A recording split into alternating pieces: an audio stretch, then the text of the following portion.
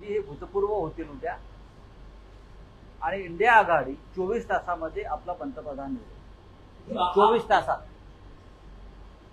आम्हाला काही अडचण नाही. सहमती झाली आहे. आमच्यामध्ये सगळ्या विषयांवर चर्चा झालेल्या आहेत. आमचा निर्णय पक्का आहे. आम्हाला काही अडचण नाही. निकाल संपल्यावर 24 तासामध्ये इंडिया आघाडीचा प्रत्येक नेता हा दिल्लीत पोहोचेल आणि 24 तासामध्ये आम्ही निर्णय